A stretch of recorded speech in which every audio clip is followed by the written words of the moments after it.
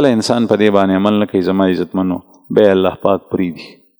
او چې الله جل شانه یو ځل څوک پرېښو بیا توبه ایستل پکار دي ځکه چې د الله جل شانه فضل او د هغه هدایت د نه شاته شو نو بیا سړی په ورانو جاړو باندې سړي شیطان چې کوم طرف ته خوښي هغه طرف ته دی بیایي قرآن پاک او تهوی به الریح فی مکان سحیق हवा उसको उठा कर ले जाती है दूर की किसी जगह में फेंक देती بیا د الله جل شانو د هدایت د لار نه سړی ډېر لرې لاړ شي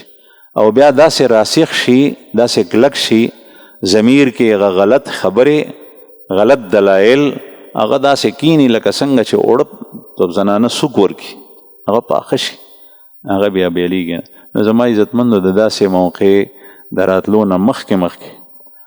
مونږ ته پکار دی چې الله جل شانو ته رجوع کو چرته که څه خبرې چرته د سوارې دل تعلیم کیږي یا الله زه به انشاءالله په دې عمل کوم تر اوسه پورې ګډ وډ روان هم نن نه پس وکوم ما خوب ولیدو انشاءالله دا ستا فضل یا الله ته ماته توفیق راکړه زه اراده کوم چې زه په دې باندې عمل کوم په هغې باندې عمل شروع یا څه دې ولیدل خوب دې ولیدو چا نه دې واورېدل الله پاک دې مونږ ته په ښو خبرو د عمل کولو توفیق راکړي